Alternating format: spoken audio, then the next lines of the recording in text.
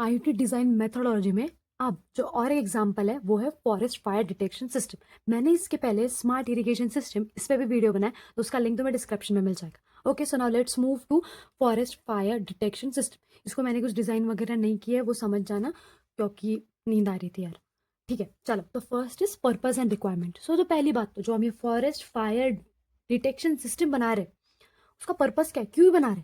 तो हम लोग क्यों बना रहे हैं, जैसे क्या होता है, बड़े बड़े फॉरेस्ट होते हैं, रेन फॉरेस्ट है जहाँ तक लोग पहुंच नहीं सकते, तो क्या होता है ना, अगर वहाँ कुछ आग लग गई तो वहाँ बहुत बड़ा नुकसान हो जाता है। वहाँ के प्लांट्स जो स्पीशीज होते हैं वो खराब हो जाते हैं, वो एक्सटेंड हो जाते हैं। जहाँ वहाँ अगर कुछ एनिमल्स रहते हैं तो उनको बहुत ज़्यादा प्रॉब्लम आ जाती है। तो ऐसे जो फॉरेस्ट फायर डिटेक्शन सिस्टम बनाना बहुत ज़्यादा इंपॉर्टेंट है, जिससे कि क्या होता है ना, अगर हम लोग बैठे, कहीं ऑफिस है हमारा बाहर, जैसे फॉरेस्ट के ऑफिस होते हैं बाहर, तो वहाँ आ जाए, अलर्ट आ जाए, वहाँ की जीपीएस लोकेशन आ जाए कि कहाँ आग लगी है, तो जल्दी जल्दी फायर ब्रिगेड को हम लेके जाए, और ज़्यादा नुकसान होने वाला होगा वो नुकसान हम लोग कम कर दें। सो ये होता है। So forest fire detection system का पर्पस मैंने अभी तुम लोग को बताया। The main goal is to detect forest fire early and alert authorities to prevent large scale damage. Yes, requirement क्या होगा तुम्हारे पास, to detect temperature, detect smoke और डिटेक्ट ह्यूमिडिटी। इसके लिए क्या चाहिए, हम लोग के पास सेंसर चाहिए। जो हमारी टीम है उनके पास मोबाइल ऐप चाहिए, उनके पास डैशबोर्ड चाहिए, मतलब उनके पास पीसी या लैपटॉप चाहिए जिसके ऊपर ये अलर्ट मैसेज आए। Okay, then second, process specification model. अब इसमें क्या है कि this explains how the system will work step by step. तो इसमें हम लोग क्या करते हैं, एक रफ आइडिया निकालते हैं कि हमारा जो सिस्टम है वो कैसे वर्क करेगा। ओके, सो फर्स्ट इज, पहले तो सेंसर क्या करेगा, टेम्परेचर, स्मोक और ह्यूमिडिटी को कैलकुलेट करेगा। कभी कभी क्या होता है, बहुत ज़्यादा गर्मी भी हो जाती है, सो ऐसे नहीं कि टेम्परेचर बढ़ गया तो फिर हम बोल देंगे नहीं आग लग गई, नहीं। हम लोग को ये तीनों फैक्टर देखने बहुत इंपॉर्टेंट है, उसके ऊपर ही हम जज कर सकते हैं बाबा फायर लगी या नहीं लगी। Okay, so when the fire signs are detected, जब हमें पता चल गया नहीं फायर लगी है, तो फिर क्या करेंगे, हम माइक्रो कंट्रोलर को डेटा भेजा जाएगा, वहाँ डेटा प्रोसेस होगा, उससे हमें पता चलेगा। ओके, फिर क्या होगा, alert message send to the cloud, alert message जाएगा, और क्या होगा उसके बाद, अलर्ट मैसेज में क्या जाएगा, उसकी लोकेशन जाएगी, फायर कितनी बड़ी है, ये सब जाएगा उनके ऐप पे। So cloud triggers SMS. तो क्या करता है, क्लाउड जहाँ पे ये डेटा सब इकट्ठा हो रहा है, वो क्या करेगा, जो सिस्टम है हमारे, जो टीम है हमारी जो बैठी हुई है वहाँ पे, उनको एसएमएस सेंड करेगा। Okay, so third is domain model specification. अब ये जो हम लोग कर रहे हैं वो फॉरेस्ट फायर डिटेक्शन सिस्टम, उसका डोमेन क्या आएगा, इसका आएगा फॉरेस्ट फायर डिटेक्शन। ये इस डोमेन के अंदर वर्क कर रहे हैं। Okay, define the main entities और objects and the relationship.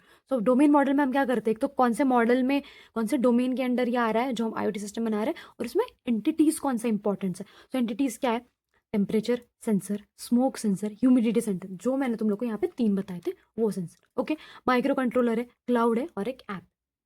Then information model specification is the fourth point. इसमें क्या होता है ना, इन्फॉर्मेशन मॉडल, इस वर्ड से तुम लोग ना ध्यान रखो, इन्फॉर्मेशन मॉडल। अब डोमेन मॉडल देख लिया हमने, मॉडल में क्या देखे हमने, एंटिटीज देखी। अभी उस एंटिटीज के इन्फॉर्मेशन हम इसमें देखेंगे। क्या होता है, तो जो टेम्परेचर सेंसर है वो डेटा कैसे ले रहा है, वो डेटा डिग्री सेल्सियस में ले रहा है, ह्यूमिडिटी कैसे कैलकुलेट हो रही है, परसेंटेज में हो रही है, स्मोक लेवल कैसे हो रहा है, पीपीएम में कैलकुलेट हो रहा है। जैसे एक फॉर्मेट एग्जाम्पल है इसमें, टेम्परेचर 55 है, स्मोक 320 है, स्टेटस फायर डिटेक्टेड। सो इस फॉर्मेट में चीजें अलर्ट मैसेज में जाती है।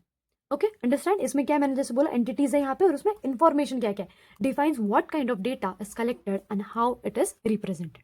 Okay, now let's move to the fifth point, service specification. जैसे मैंने पहले की 2 वीडियोस में भी बताया, जो हम आईओटी सिस्टम डेवलप कर रहे हैं वो क्या सर्विस प्रोवाइड कर रहा है, ये भी तो इंपॉर्टेंट है। हमें उनको कन्विंस करना पड़ेगा कि हमारे सिस्टम में ये चीज़ें हैं, तो हमारे सिस्टम को तुम रियल लाइफ में एक्सक्लूड करो। Okay, it describes services provided by IoT system. Services क्या क्या प्रोवाइड कर रहे हैं हमारा आईओटी सिस्टम, ये बताता है ये स्टेप। ओके, तो क्या करता है, collect all sensor readings, notify करता है फॉरेस्ट ऑफिसर को, शो लाइव डेटा, ये सब सर्विस को क्या करता है, प्रोवाइड करता है। ओके, मैंने पहले की 2 वीडियो में बताया आईओटी लेवल स्पेसिफिकेशन।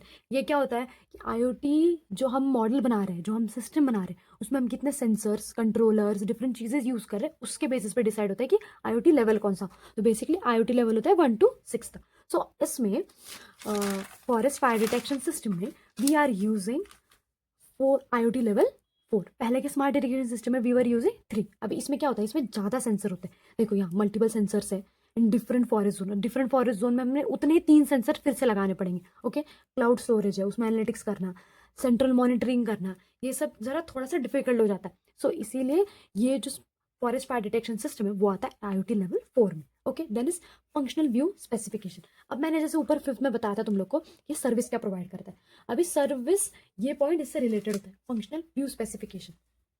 उसमें क्या होता है ना, ये लॉजिक क्या यूज करता है and also explain what each part of the system does. Functional से भी तुम लोग ये ध्यान रख सकते हो कि फंक्शन क्या है, ईच पार्ट क्या क्या काम कर रहा है। Sensor, measure, soil moisture, controller, take actions और गिव इंस्ट्रक्शन। जैसे सॉइल मॉइस्चर भी दे सकते हो तुम यहाँ पे, ह्यूमिडिटी दे सकते हो, ओके, स्मोक ये कर रही है, ओके, देन इज क्लाउड क्या कर रहा है, ऐप क्या कर रहा है, ये तुम लोग पढ़ के भी नॉर्मली समझ सकते हो, okay.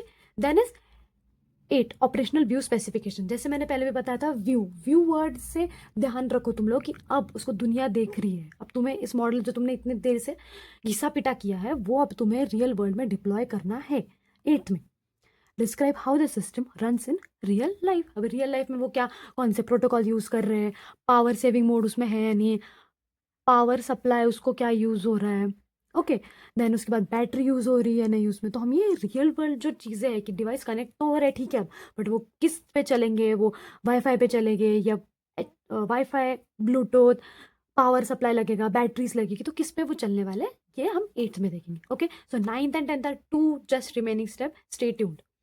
Devices and components integration. अब इसमें हम क्या करते हैं, जो हार्डवेयर डिवाइस होता है और जो सॉफ्टवेयर डिवाइस होता है उनका हम क्या करते हैं, हम उनको इंटीग्रेट करते हैं, ओके।